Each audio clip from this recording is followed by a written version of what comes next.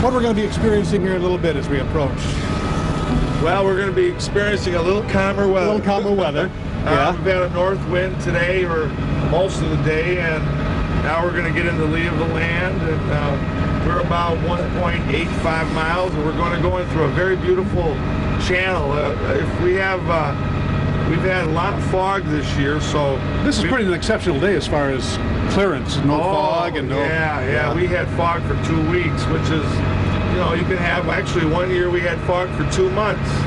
So this is a nice sunny day. We've got a cold front coming over from the north, and it looks like it's going to last for about 3 days. We're talking about temperatures going down into the 30s tonight. So anyway, this passage that we're going into is a very beautiful passage. It has shoals around it, and it's called Smithwick Island and Raspberry, and this is where we come in. The Ranger 3 comes in over here about 7 miles down the road, and 2 miles up the road here is where we go in if the fog is extremely dense. You were talking about Raspberry Island a little bit as we were coming over here, and that's a unique place to visit if you're in the area. It's not that well publicized as far as some of the flora and fauna over there, right? Well, they have these beautiful bogs over there with, you know, you can walk right through them on these little trails, these wooden trails. And they have like the insect-eating plants, and they have really a lot of variety of wildflowers, and they last for a couple of weeks, and then another set of wildflowers comes. And it's very rocky and very craggy looking, and the interior is beautiful bogs, and it's a mile. They have a trail that's a mile around. And it's a delight to go over there. I tell you what, ISLE Royale, there's a special place for everybody. I mean, everybody's got their own unique place when they come here, when they return as far as visiting, don't they? I mean, it means a lot of different things to a lot of different people. To me, having been out here a long time and having talked to passengers on their return trips back, the thing that I've discovered more than anything about this beautiful archipelago is that each person has their own unique experience, weather-wise, hiking-wise, canoeing-wise. Some people fall in love with ISLE Royale for its wildflowers. Some people fall in love with ISLE Royale for its wonderful fishing.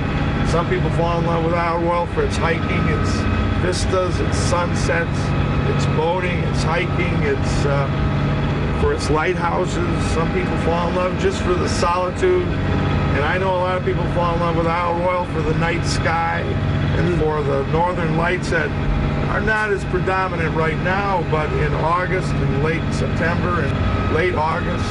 So each person has their unique experience, and that's the wonderful aspect about this national park. Have you had anybody say that the special thing that they love about ISLE Royale is the trips over here? I mean, sometimes they can get kind of rough. That's an experience in itself. Well, I try to tell people, you know, obviously when we make a lot of trips to ISLE Royale, we make 90 to 100 trips a year. And, you know, when you have a schedule or schedule, as I like to say, you know, you've got to go every day. You can't wait for even, so we get, you know, 4 to 5 foot waves, and you know, not common, but, you know, maybe 12 or 13 trips a year. And it's very, you know, I mean, I could tell you a lot of nicknames about this boat. But I always try to tell people, look, this is what you're coming here for. You got to go across the most magnificent body of water in the entire world for 4.5 hours. And you're a rare group of people that want to make this experience anyway, because it is a tough trip to get over here. And, you know, and I just tell people this is something that you will remember the rest of your life. Very few people get an opportunity to see this lake at its roughest or, you know, most unpleasant.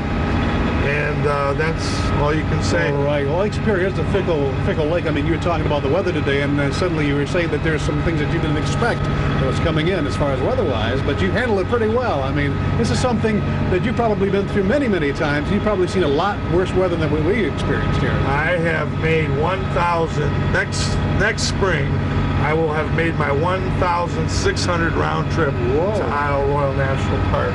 And I've calculated, you know, you say, well, 10%. I've probably been out in over 100 storms, and I can say that in my estimation there have been 10 that are extremely memorable for me.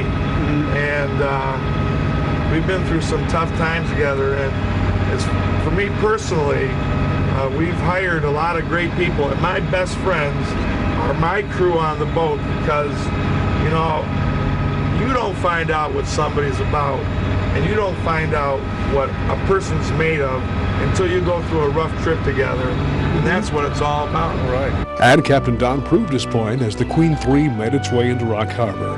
The crew performed professionally, making the passengers feel comfortable and safe despite occasional rough waters.